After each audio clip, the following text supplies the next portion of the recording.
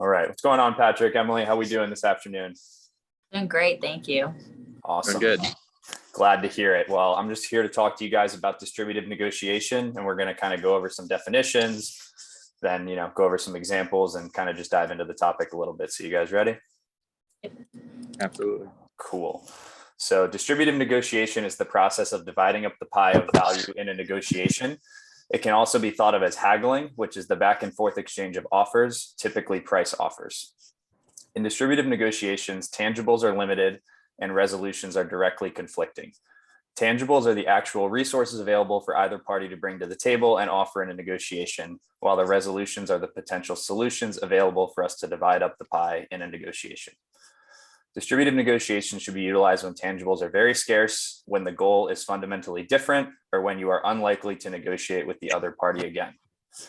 Either you guys have any questions so far? Nope. All good? Cool. All right. So before we dive into any of the key tactics for distributive negotiation, I just want to go over a couple of definitions for you guys. So first, in a distributive negotiation, both sellers and buyers have a target point, and a target point is the desired price point either party wants to buy or sell for. And then you also have a ZOPA, which is known as the zone of potential agreement. And this is the price range for getting the deal done. So the target point is going to be, somewhere in the middle, where the ZOPA is the entire range altogether. So the seller's resistance point is the least amount of money he would be willing to take for a particular product or service, while the buyer's resistance point is the most they would be willing to pay for a particular product or service. Lastly, as a seller or buyer, you ideally should try to bring a BATNA, which is known as a better alternative to the negotiated agreement. So a BATNA gives the seller leverage if the buyer isn't making competitive offers, while if a buyer has a BATNA, they can utilize that to try and get the seller to sell for less. So you can think about it like applying to a job.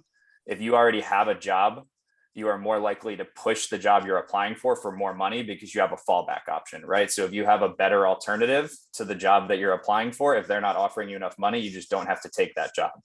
Where if you don't have a job and you just need money, you're more likely to settle for less because you just need to pay the bills. So does that make sense to you guys? Yeah. Cool. Awesome. So now that we have some background information, some key tactics for distributive negotiation are to settle near the opponent's resistance point. So if you're the seller, you want to convince the opponent that their resistance point is too high. And if you are the buyer, sorry, hold on, I got confused here. So, okay, so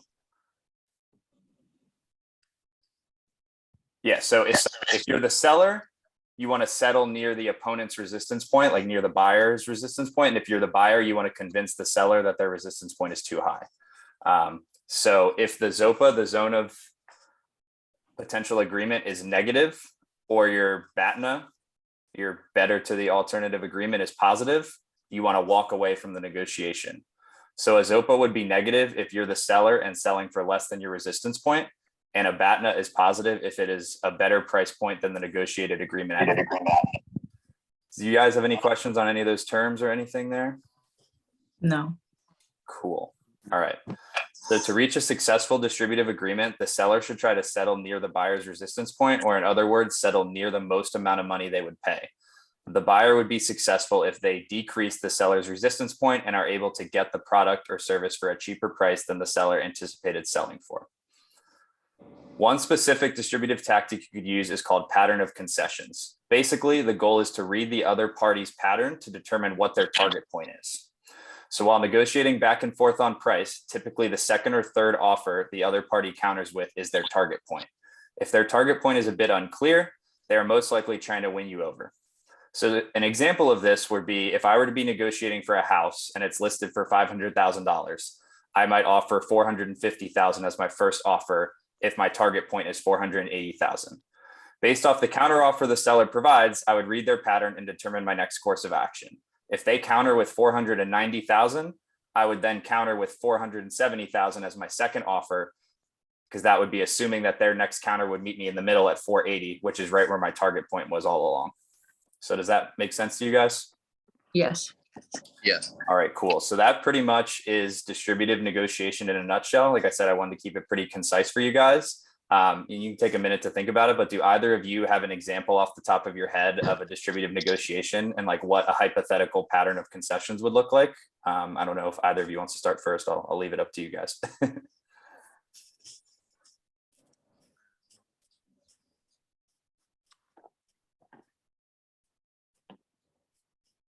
Emily, you want to start first? Are you frozen over there? Is she frozen? She might be frozen. You want to go ahead and go? Yeah, I'm trying to think of a certain situation. I get the concept of where they're kind of bartering to get to a certain Sure. point.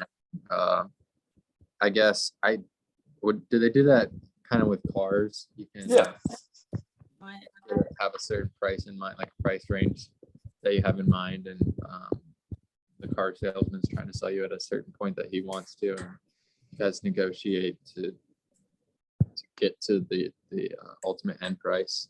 Yeah, exactly. So I mean, if you were looking to buy a used car and you weren't willing to spend any more than 20,000, you're probably not going to offer 20,000 initially, right? You're probably going to offer 17 or 18 and kind of work your way up to that 20,000. But yeah, like you're saying, they're going to have a starting point, you're going to have a starting point, and the goal is to kind of position yourself to like have the starting point be lower than what you actually want to pay, because you ultimately want to get to that target point. You don't want to start at your target point and then screw yourself out. So Yeah, and I think I knew the concepts. I just getting the names of the definitions of what they are, like the yeah, Bad net, exactly. the Zopa, those two. Yep. Yeah. And are you good on those? Do you have any questions after going through it, or do you think you're good? That was it, Batna. Yep. That one more time. Yeah. So the BATNA is your sorry, let me go here real quick. It's your better alternative to a negotiated agreement. So say I'm going into this house and using that same example, I want to pay 480,000 for a house, right? Maybe I'm going into this particular house that I really want, and I am willing to pay 490 for it. But I also have another house that I could buy for 475,000. I don't want that house as much, but if I don't get the one I want, I can still take that, right? So I could use that, that better alternative to the negotiated agreement. If the seller's not making enough concessions, I could be like, oh, well, like I've actually got a house down the road that I'm interested in for 475,000, like, whatever. And then maybe they come down to 480. And even though that's a little bit more than the other one, I clearly wanted that house more. So therefore you're kind of using your BATNA to help for the negotiation at the table. So the BATNA is not your preferred option, but it's an alternative option. So your goal isn't to accept the BATNA, but you have that in your pocket in case the negotiation doesn't go as planned. So does that kind of answer your question? Cool. Emily, we still got you there? Yeah, it's my Wi-Fi. I go in and out sometimes. You're good. Yeah. But did you have any questions, or could you think of an example? I mean, I know, Patrick just kind of gave a pretty obvious one, but just kind of just want to make sure you got the concept and we're good to go here. I got the concept. Yeah, I was thinking the same thing, like with the car, like if it's a car from someone, you're trying to like talk about what's good part of the car, like it only has so many miles and like this part of it's new or so whatnot. And then when you have to like go to negotiate a price, you like you said, it's kind of like haggling like back and forth, going lower. That way you can get to and then work up and like get to a point where you wanted to be all along, but also like works out for the seller. So yeah, I get it. I understand it. Cool. Sounds good. All right. Well, it seems like we got to where we needed to go then. Thanks, guys.